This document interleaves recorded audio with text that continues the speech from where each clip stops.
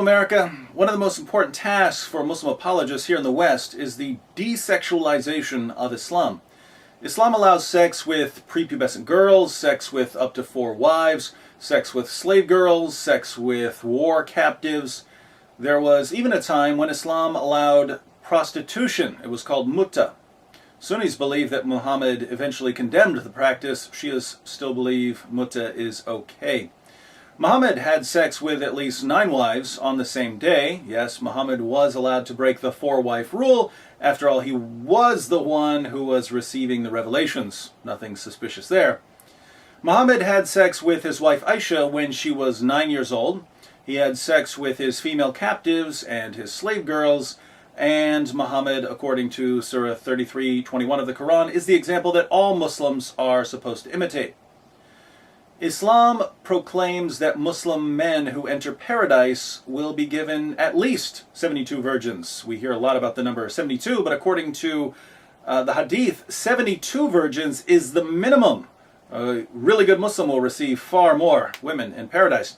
According to Ibn Kathir, the greatest Islamic commentator of all time, Muslims in paradise will be able to have sex with 100 virgins a day. And in case Muslims are worried that they won't have the strength for that much sex, Muhammad promised that Allah will give them miraculous sexual abilities, including eternal erections.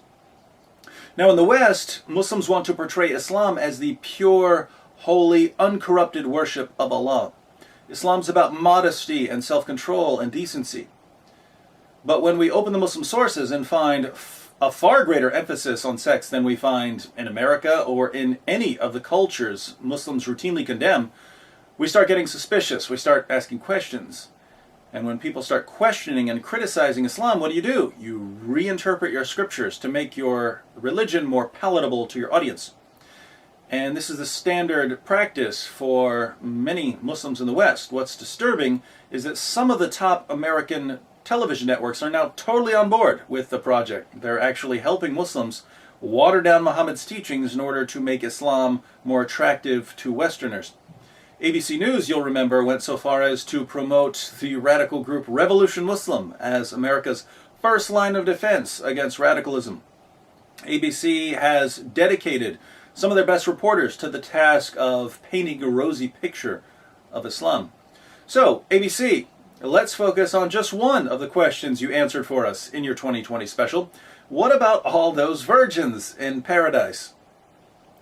That's a concern to some of us in the West. Do you think you could get someone to reinterpret Muhammad's teachings for us? Is there anything in the Quran that promises 72 virgins for a holy martyr? I don't see any evidence in the Quran for the pledge of 72 virgins. This notion of 72 virgins actually comes from a mistranslation, with the real translation being 72 raisins. And other more modern books distort the scripture even more. 72 raisins? 72 raisins. 72 raisins? 72 raisins. Raisins? 72 raisins.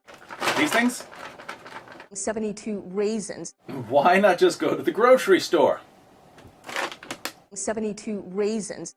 You see, all those terrorists and suicide bombers shouldn't have listened to their sheikhs. They should have gone to ABC News for the correct interpretation of the Quran.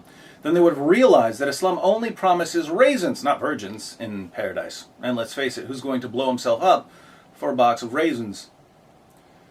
Urshad Manji claims that the term horis should be translated as raisins. Now, just to make this easy for Miss Manji, I'm going to throw out all of the hadith, all of the Sirah literature, all of the commentaries, and all of their clear descriptions of sex with horis. That's where we get the real details about Muhammad's paradise. But let's just go with the Quran on this one. What does the Quran say about the horis Muslims will receive in paradise? Surah 44, 51 through 54. As for the righteous, they shall be lodged in peace together amid gardens and fountains, arrayed in rich silks and fine brocade. Even thus, and we shall wed them to dark-eyed houris. So Muslims are going to marry these houris. Surah 52:20. They will recline with ease on thrones arranged in ranks, and we shall marry them to houris, female fair ones, with wide, lovely eyes. Again, Muslims are going to marry their houris. Surah 55, 54 through 56, they shall recline on couches lined with thick brocade, and within reach will hang the fruits of both gardens. Which of your Lord's blessings would you deny? Therein are bashful virgins, whom neither man nor genie will have touched before. Bashful virgins never touched by man or by genies. Surah 55, 70 through 74. In each of the gardens there shall be virgins chaste and fair. Which of your Lord's blessings would you deny? Dark-eyed virgins sheltered in their tents. Which of your Lord's blessings would you deny? Whom neither man nor genie will have touched before. These virgins are going to be chaste. Surah 56, 22 through 24. And there will be companions with beautiful, big, and lustrous eyes, like unto pearls well guarded, a reward for the deeds of their past life. These houris will have beautiful, lustrous eyes. Surah 56, 35 through 38. Verily, we have created them, maidens, of special creation, and made them virgins, loving their husbands only, equal in age for those on the right hand. The houris will be very loving. Surah 78, 31 through 34. Surely, for the God-fearing awaits a place of security, gardens and vineyards and maidens with swelling breasts, like of age, and a cup overflowing. The houris will have swelling breasts. Let's put all of this together. According to ABC News, Muslims in paradise will get married to beautiful-eyed, large-breasted, chaste, loving raisins that have never been touched by man or jinn. That's your story, ABC?